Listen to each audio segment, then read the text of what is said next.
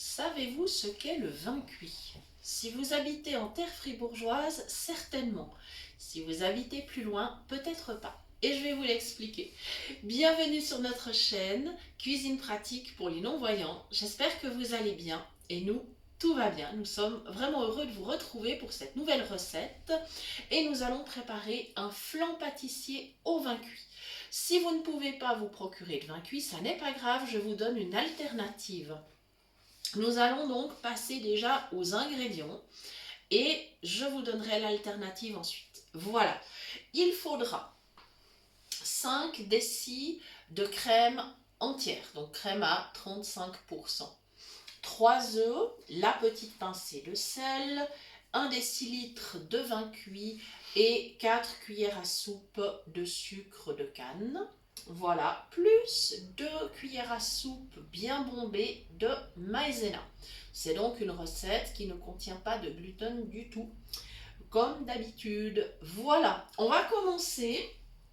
Dans ma casserole, il y a la crème, le vin cuit, le sucre, la pincée de sel. Voilà, j'ai presque tout. Je vais chauffer très légèrement, c'est simplement pour que mes ingrédients se mélangent bien, c'est-à-dire que mon vin cuit fonde bien, ainsi que mon sucre. Voilà, ils vont bien se dissoudre dans la crème. Alors maintenant, je vous explique. Qu'est-ce que le vin cuit? Eh bien, le vin cuit, c'est en fait une préparation qui n'a rien à voir avec le vin d'ailleurs. Ce sont des poires que l'on met cuire. Alors, c'est dans un très très grand chaudron en cuivre. Hein. Ça se fait vraiment par énorme quantité en fait, en automne. Et on laisse cuire cela pendant 24 heures. Et ensuite, évidemment, on a une espèce de sirop qui est un petit peu acide, quand même sucré. Et donc, dans le canton de Fribourg, on en fait des gâteaux, des glaces. On peut simplement le mettre sur une coupe de glace avec de la glace vanille, de la crème, de la meringue. Voilà, il y a plusieurs préparations. Et aujourd'hui, donc, j'ai décidé d'en mettre tout simplement dans mon flan pâtissier. Maintenant, si vous ne trouvez pas de vin cuit dans votre région, ça n'est pas grave du tout. Vous pourrez le remplacer par 1 décilitre de caramel. Un caramel, pas trop épais. Et puis, dans ce cas-là, alors évidemment, si vous mettez le caramel, vous ne mettrez pas le sucre parce que ça fera trop. Moi, j'ai mis du sucre simplement parce que mon vin cuit, il a quand même de l'acidité et mon flan ne serait pas suffisamment sucré sans ça. Mais sinon, si vous utilisez le caramel, ne mettez pas le sucre. Voilà, tout simplement. Et là, ça se passe hyper bien.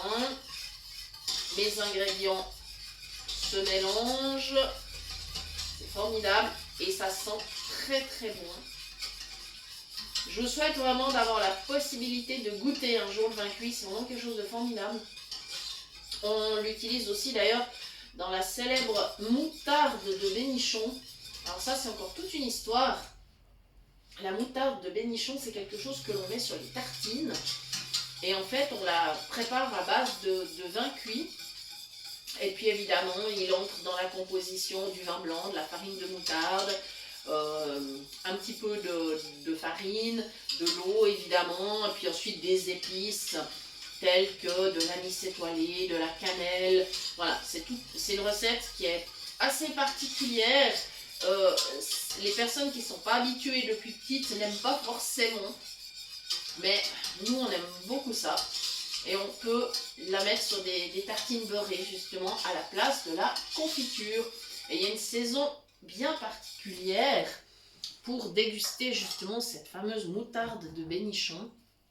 C'est en automne, puisque le mot Bénichon veut dire bénédiction des moissons. Voilà, donc c'est en automne particulièrement quand il y a cette fête qui a lieu entre septembre et octobre selon les régions, enfin même août. Dans certaines régions, c'est même le mois d'août. Et par contre, il y a une petite exception. C'est le village de Bro, où il y a la fameuse fabrique de chocolat Caillé. À Bro, eh bien, la Bénichon, c'est au carnaval, c'est-à-dire très bientôt, dans le courant du mois de février, parfois début mars. Ça dépend. Alors, le carnaval, ça dépend de la date des fêtes de Pâques. Voilà. Bon, et bien tout ça, c'est très bien mélangé. Et maintenant, j'ai assez jacassé. Je vais ajouter mes œufs, mes 3 œufs. Je vais les ajouter d'un seul coup. Allez, hop là, on y va. Super. J'emmène le bol à la vaisselle. Voilà. Comme ça, bien, où que vous soyez, maintenant vous connaissez un petit peu l'histoire de cette spécialité fribourgeoise. Voilà. On en fait des gâteaux, enfin voilà, c'est... Et puis, moi parfois, ce que je fais avec le vin cuit, c'est que j'en mets dans mes sauces de viande, particulièrement à la période de la chasse, en automne. Dans une sauce de chasse, c'est magnifique. Voilà, donc voilà pour mes petites astuces par rapport au vin cuit. Voilà, donc je mélange bien mes œufs. Voilà. Et là, j'aurai un super flan pâtissier aujourd'hui. C'est quelque chose que l'on aime beaucoup. Et vous aurez remarqué, par contre, on ne met pas de pâte dessous. Nous, on le préfère sans pâte. Et en fait, c'est la maïzena qui fera une petite couche, quand même, un semblant de pâte au fond du plat qui permettra aux tranches de flan de bien tenir. Voilà. C'est-à-dire qu'on pourra le couper très facilement. Voilà. Voilà.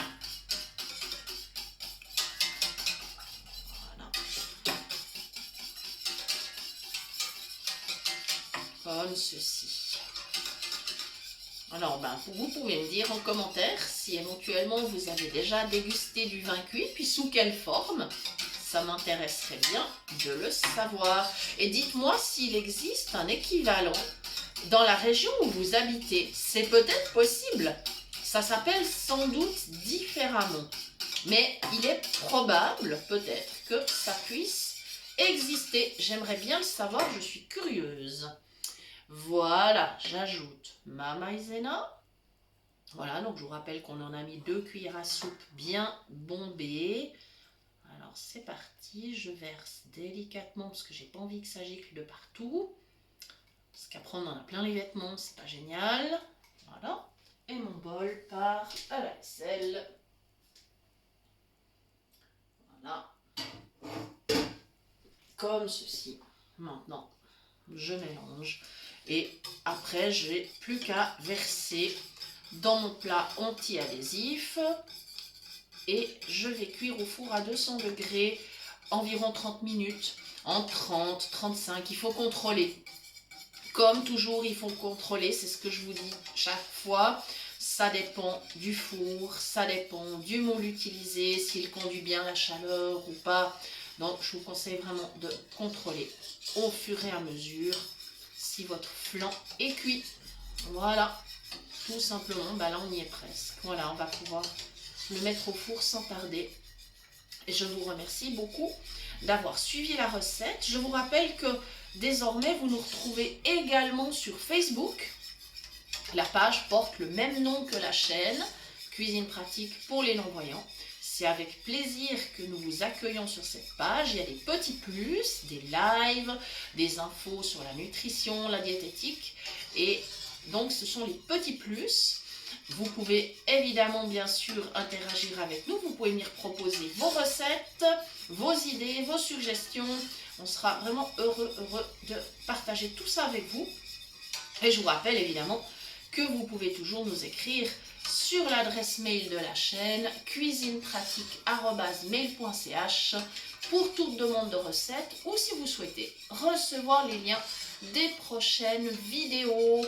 Merci beaucoup de nous avoir suivis. Je vous souhaite un bon appétit, une excellente journée et je vous dis à bientôt pour de nouvelles idées cuisine. Merci.